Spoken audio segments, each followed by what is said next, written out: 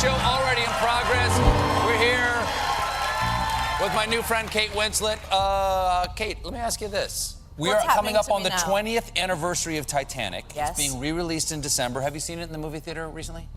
No, obviously not. I don't know. All right. Of course not. 1997, Kate Winslet was the innocent star everyone loved. Today, she's unrecognizable from that young actress. 3 failed marriages have left deep scars. She's battled weight struggles that tabloids attacked for years. Behind the scenes, she fought producers and directors in ways that shocked Hollywood. She's made choices about her face and body that most stars would never admit. Her children have seen her at her lowest points. The transformation from Titanic's Rose to today's Kate reveals secrets she kept hidden for decades. Kate Elizabeth Winslet came into the world on October 5th, 1975, in the Royal Berkshire Hospital in Reading. She weighed just 6 pounds 12 ounces, small enough that the nurses joked she looked like she could fit in the curve of her mother's arm. Her mother, Sally Ann Bridges, was already juggling 2 jobs as a nanny and waitress, coming home late at night to tend to Kate and her siblings. Her father, Roger Winslet, loved acting but rarely found steady theater work, so he took whatever he could get in shipping and delivery. In 1975, a manual labor job in Reading paid about $40 a week, and even that barely covered rent and food for a family of 4. Her grandparents, Oliver and Linda Bridges, had built the Reading Repertory Theater back in the 1950s, but by the time Kate was born, the place was drowning in unpaid bills and threats of eviction. The family lived in a cramped council flat, counting every meal, relying on food vouchers and free school meals from the Actors Charitable Trust. Even as a newborn, Kate was wrapped in a world where art was everything and money was nothing. A place where each day felt like a test of how far passion could stretch in the face of survival. From the moment Kate could remember, her world was noisy with rehearsals and quiet with worry. Her father brought home tiny paychecks from short theater gigs, sometimes earning only $20 a week, far below the UK's average $60 weekly wage in 1975. Rent arrears stacked up. Eviction notices kept slipping under the door. The Winslets moved 5 times before Kate turned 5 because they never had enough to stay anywhere long. The Actors Charitable Trust filled in the cracks, handing them food vouchers and school meal tickets when the cupboards were empty. Her grandparents' theater struggled too, often losing rehearsal spaces as soon as bills fell behind. By the time Kate was 2, her father's work had become so irregular that the family survived almost entirely on charity help for several months. Her mother, exhausted by double shifts as a barmaid, would sometimes sleep only 4 hours before waking to get the kids ready. These early years taught Kate something she carried for life. She saw how her parents still loved the stage, even when it gave them nothing back. She watched them push through days when the fridge was nearly empty. She learned that dreams could live in small places, even crowded council flats where hope had to squeeze between unpaid bills. When Kate was just 10 months old, her father's foot was crushed in a boating accident that would change everything.